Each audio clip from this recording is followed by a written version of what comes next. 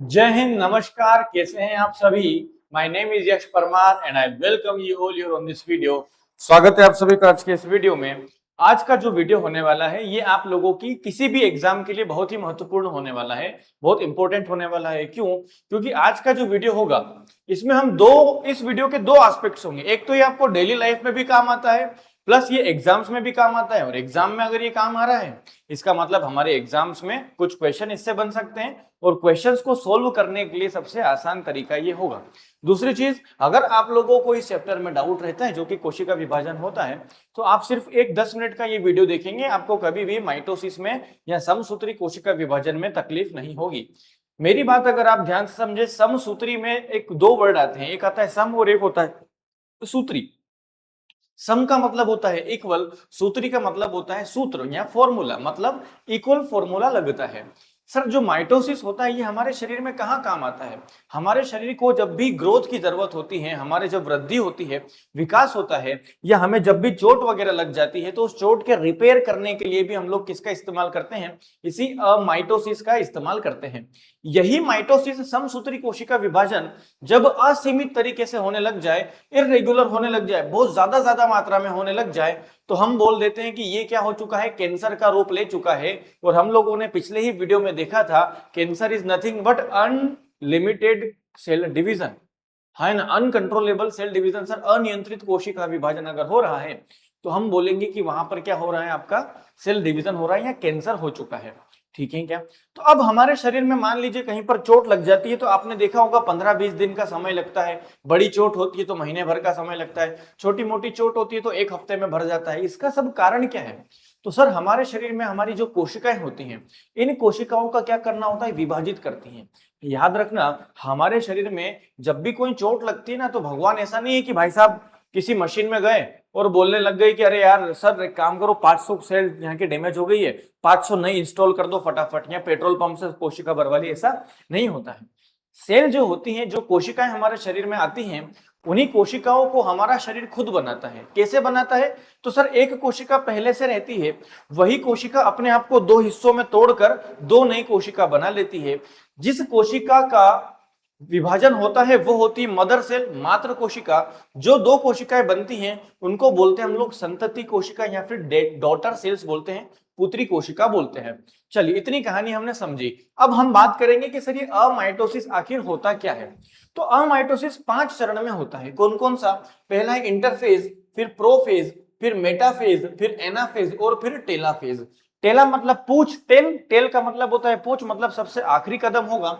Interface मतलब किसी भी घर परिवार में, घर में जाते हो आप तो सबसे पहले गेट खोलकर क्या करते हो? एंटर ही तो करते हो, हाँ या ना?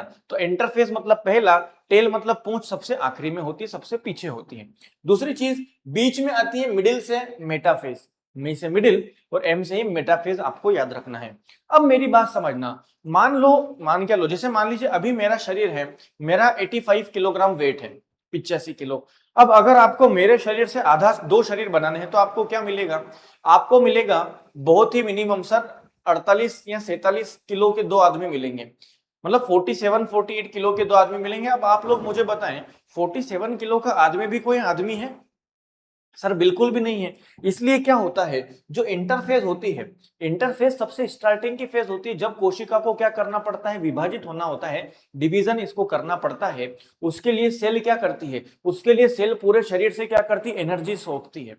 पूरे शरीर से क्या करेगी? एनर्जी एब्जॉर्ब करेगी, सारी एनर्जी ले लेगी। अब मान लीजिए मेरा 85 किलोग्राम वेट था, लेकिन मैंने क्या करा? मैंने खाना पीना शुरू कर दिया और 4 दिन तक मैं लगातार खा खा कर मैंने मेरा वेट बढ़ा लिया, भाई साहब 140 किलोग्राम कर दिया, फूल गया मैं, और 140 किलो का मैं हो जाऊंगा। फिर आप लोग क्या कर सकते हो? फिर आप लोग आसानी से 70 किलो का एक आदमी, 70 किलो का एक आदमी, दोनों आदमी हष्ट पुष्ट स्वस्थ मिल जाएंगे, हाँ है ना? तो वैसा ही होता है। सबसे पहले क्या किया जाता है सर? जो कोशिका होती है ये ऊर्जा ग्रहण करती है। ऊर्जा ग्रहण कर कर क्या करेगी? ध्यान से समझना, जब ये ऊर्जा को ग्रहण करती है तो इसके अंदर का जो डीएनए होता है, इसके अंदर का जो डीएनए होता है ना, जो धागा होता है क्रोमेटिन धागा, उस धागे को ये डबल कर लेती है, फोटोकॉपी कर लेती है। ठीक है क्या?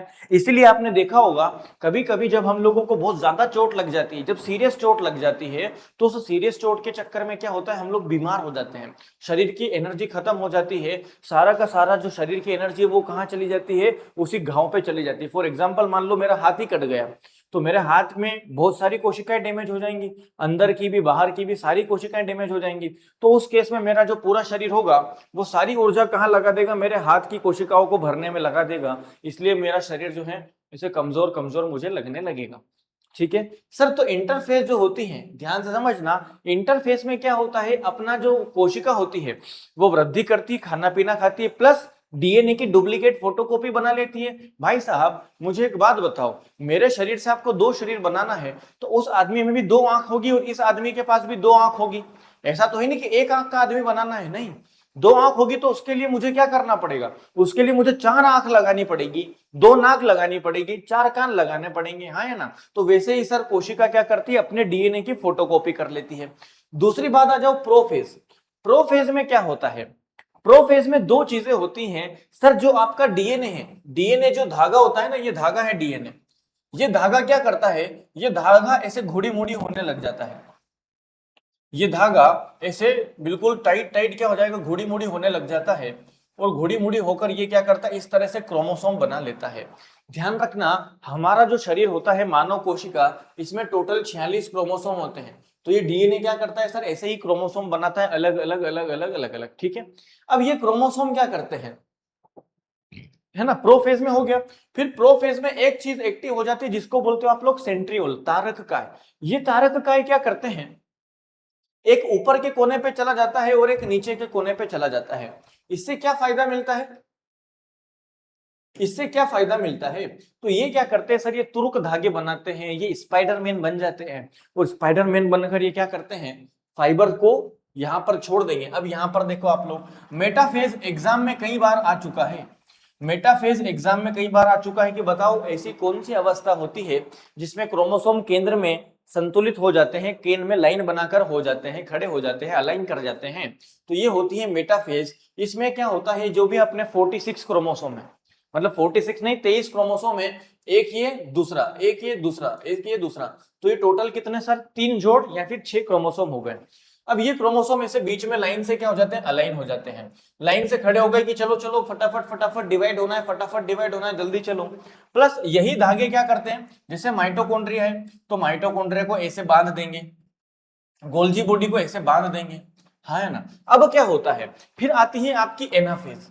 एनाफेज में क्या होता है सर, चौथी स्टेप जो होती है, इस एनाफेज में इन क्रोमोसोम को ऊपर खींच लिया जाता है और आधों को नीचे खींच लिया जाता है। अब मेरी बात आप लोग ध्यान से समझना, सर यहां पर क्रोमोसोम्स कितने थे, 46 थे, डुप्लीकेट करने के बाद क्रोमोसोम कितने बन गए सर, 46 से हट गए और बन गए 92। अब इन 92 क्रोमोसोम्स में से 46 क्रोमोसोम ऊपर भाग जाएंगे और 46 क्रोमोसोम ही कहां भाग जाएंगे, नीचे भाग जाएंगे। अब जैसे ही ये क्रोमोसोम नीचे जाएंगे तो ये फिर से क्या हो जाएगा, अरे भैया आप तो मुझे वहां पर दिखे थे यार, लखनऊ में कभी मिले थे, अरे हाँ हाँ भाई भाई भाई, ऐसे करके सब आपस में जान पहचान बनाने लग जाएंगे, ऐसे करके सब आपस में जान पहचान बनाने लग जाएंगे। और यहाँ पर सारे 23 जोड़ क्रोमोसोम मतलब 46 इकट्ठा हो जाएगा, यहाँ पर 46 इकट्ठा हो जाएगा, और जैसे ये क्रोमोसोम इकट्ठे होते हैं इनके ऊपर एक झिल्ली बन जाती है जिसको बोलते हो आप लोग केंद्रक झिल्ली, न्यूक्लियर मेम्ब्रेन। और यही न्यूक्लियर मेम्ब्रेन जो है, यही न्यूक्लियर मेम्ब्रेन से आपको क्या समझ में आना चाहिए कि सर दो न्यूक्लियर मेम्ब्रेन बन गए मतलब दो नाभिक के केंद्रक बन गए, दो केंद्रक बन गए मतलब अब जो है कोशिका लगभग लगभग कंप्लीट हो चुकी है। और फाइनली क्या होता है, फाइनली जब टेलोफेज कंप्लीट हो जाता है तो जो कोशिकाएं होती हैं वो दोनों अलग अलग हिस्सों में बढ़ जाती हैं। तो सर जहां से ये शुरू होता है इसको हम लोग बोलते हैं मदर सेल,